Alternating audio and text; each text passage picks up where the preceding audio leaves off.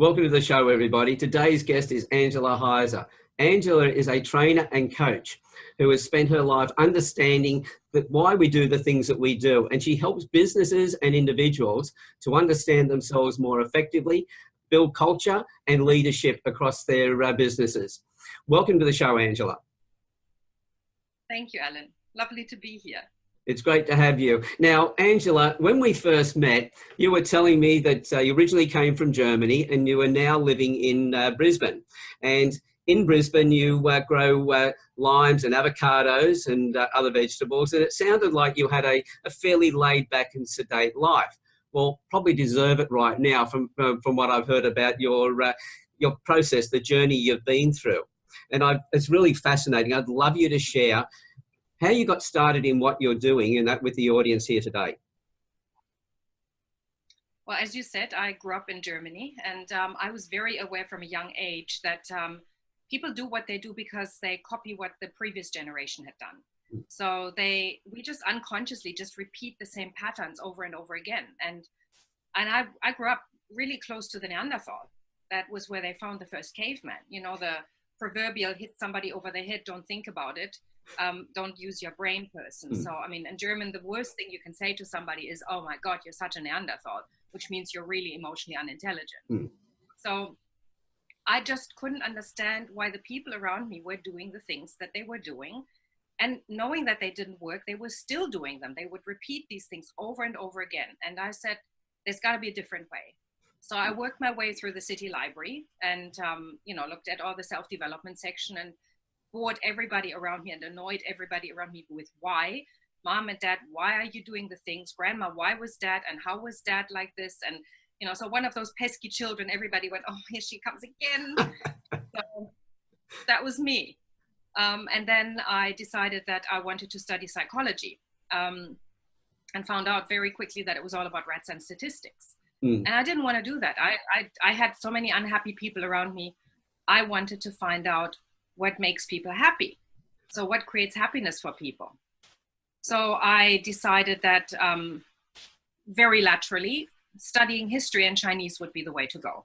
So I decided to go into cross-cultural history. Because when you look at two cultures coming together, there are a lot of very unconscious patterns. Like, I mean, when I say hello to you, we might kiss each other on the cheeks, or we may shake hands, or we may touch noses, depending on the cultural background. One will be totally normal and the other one will be completely weird. So I just went into what happens when two cultures come together. So I ended up studying Chinese American history and learned so much about people that way. It was brilliant. And so I lived in China for a while.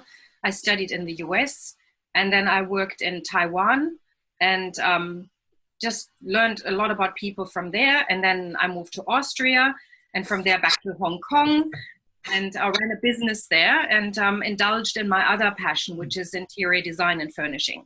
So I ran a company around that. That was fun. Yeah, so you've worked in a number of different industries, and what sort of industries have you worked in?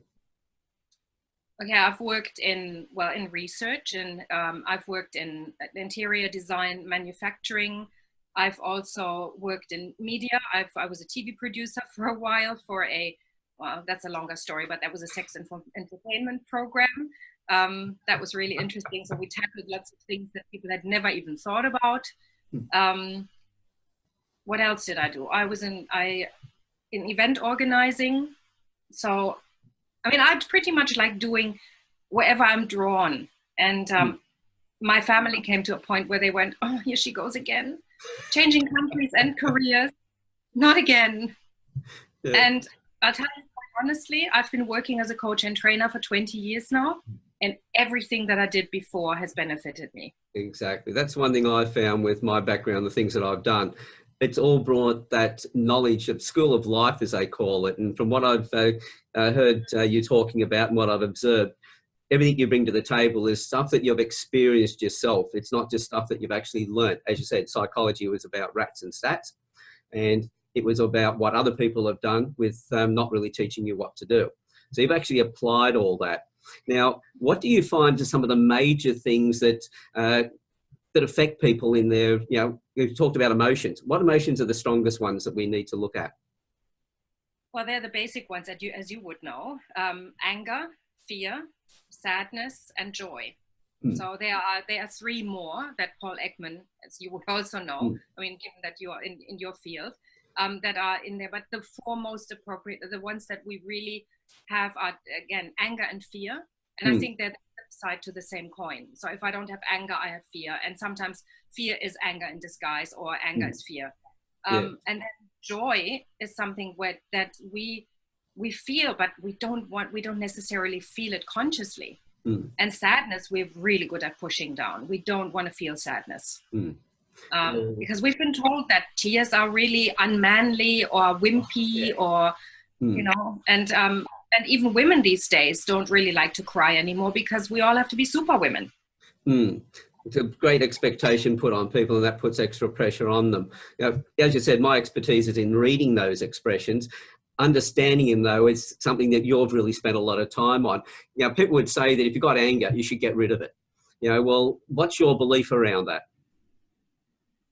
I believe that, yes, eventually the goal is to get rid of it, but not the way we normally do it, which is, you know, let me give you an example. I go through the day and I have that, what I call the little internal toxin vat. So every time, culturally, it's inappropriate to express anger because somebody has just challenged me on my competence or something like that. I'll put on a face and I'll go, I'm fine. Fucked up, irrational, neurotic, emotionally unavailable, right? I'm fine. And you know that smile, right? When the smile doesn't reach the eyes. Yeah. You know that's the not genuine smile. So what I do is I take all of that anger and that frustration and I put it into my toxin vat and I push it down. And I push it down, and more happens through the day. And there comes a time, maybe on the same day or maybe the next day, where somebody says something to me and I go, the last bit of toxin goes into the vat, and what happens? It just explodes. And the poor person in front of me has absolutely no idea what's hit them. And so what we do is we have these two very dysfunctional ways of expressing anger, which is either pushing it down or exploding. And both of them are generally, they go hand in hand. And I think we need to feel the anger and then really constructively deal with it. And, you know, again, not hitting somebody over the head, not pushing it down, but expressing it in such a way that it's safe, but not with the person we're angry with. That's the mistake a lot of people make.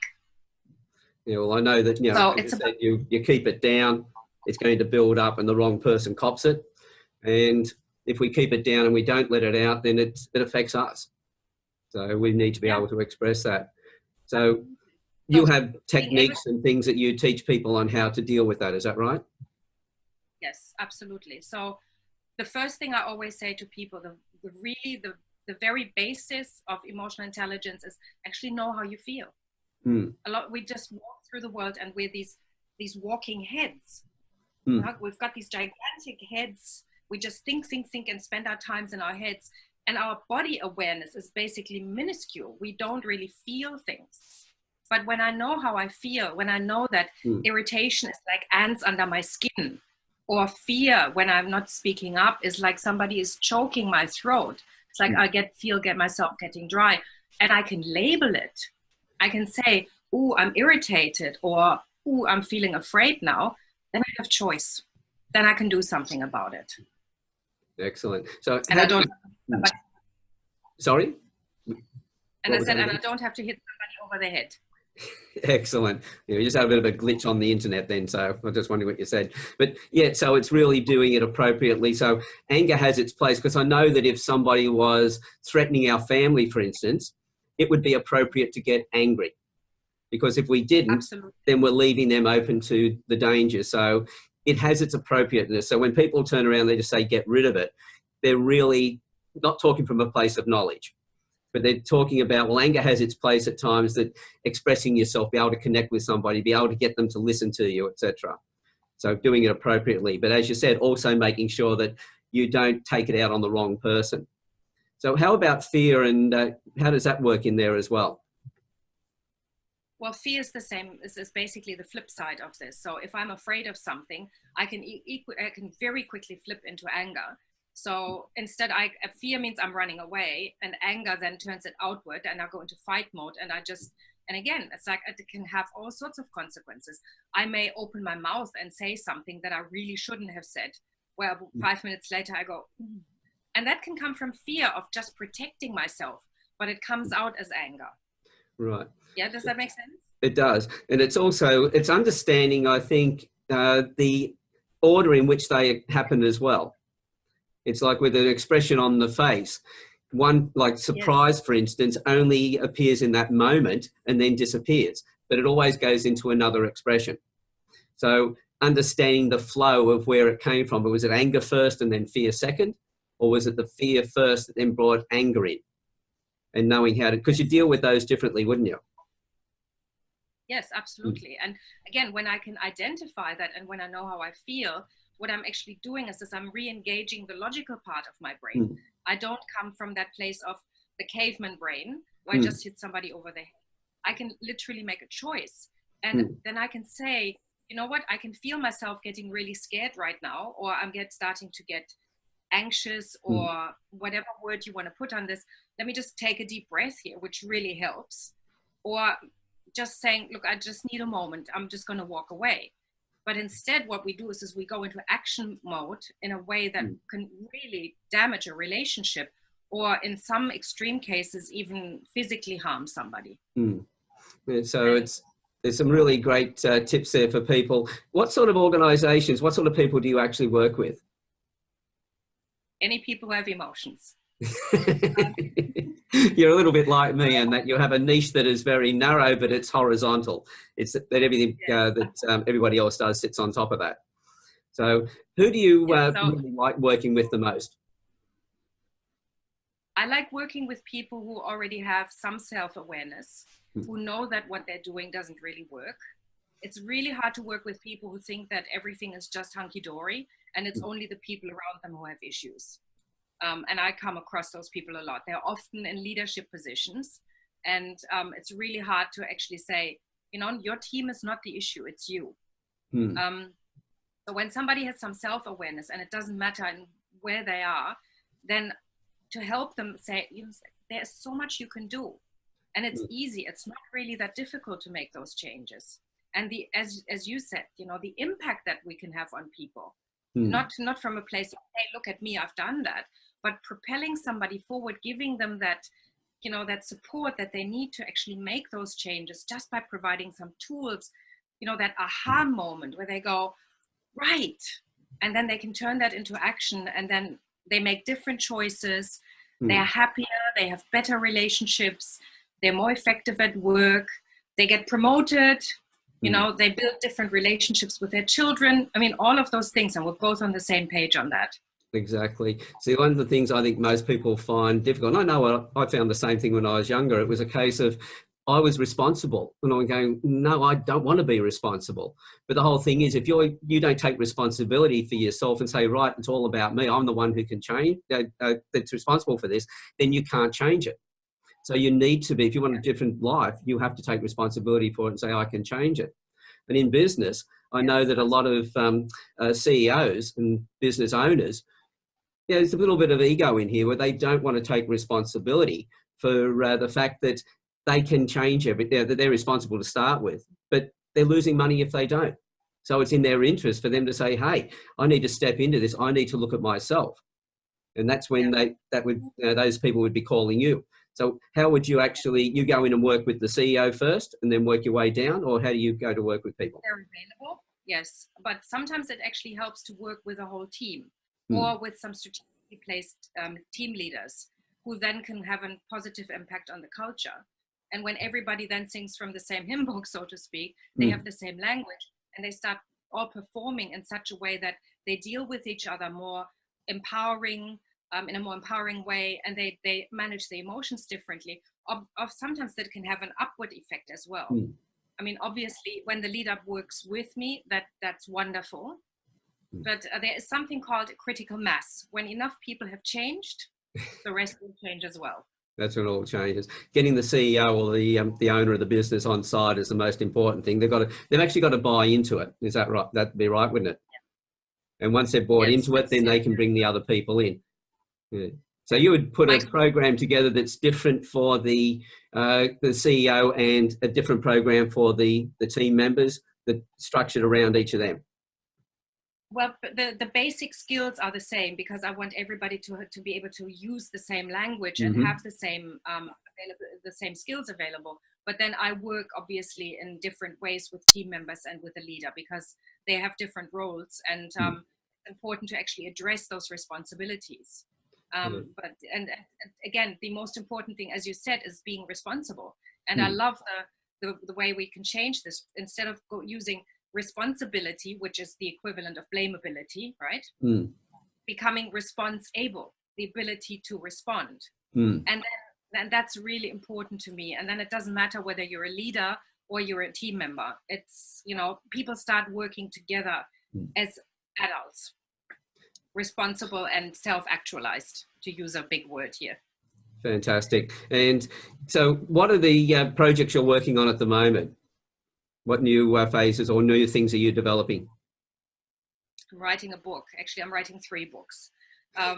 So it's a small project, and it's taking a lot longer than I thought it would, obviously. My goal is to create something that everybody can read. There are a lot of books out there on emotional intelligence, and I have read them, and I'm really interested in science. But by page 70 or 80, I go, okay, well, can we have something that's a little bit more practical? And so I've developed a language around emotions that I've actually put in pictures. So there's a whole pictorial language around emotions. So I can tell a whole story of function or dysfunction in 3 images.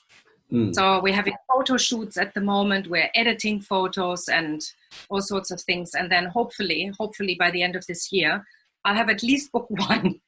Fantastic. So as you said, they're going to be not just knowledge in there, but practical things that people can apply and actually walk away with straight away. Yes, and be inspired to do so. You know, not from a place of, oh my God, I have to fix this, but this will really benefit me. My life will be so much better when I do this.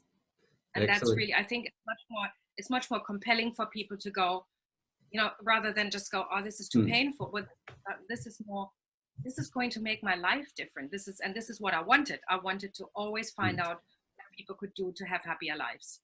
Excellent. So with, first of all, how can people find you? What's the best place they can go to find out more information? My website would be a good place to start. And that's angelaheise.com, or Facebook. Connect with me on Facebook. And call me up, and there's a link on my website, and you can call me up for a 15-minute consult and just have a chat with me and see where you want to go, because there are obviously different options depending on where people are located. You know, it's like online or face-to-face. There are all sorts of ways, group or one-on-one. Yeah. Because the biggest thing is that not one size fits all. It's a case of being able to understand that person fully, and that exploratory phone call and that with you is what's going to actually help them do that.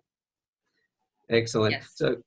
So well, thank you very much for being here today, Angela. It's really been great listening to you, and I know that what you're bringing to the table is really going to help a lot of people. So to all the listeners, look at the link below on the report here and get in touch with Angela and find out more about how she can actually help you.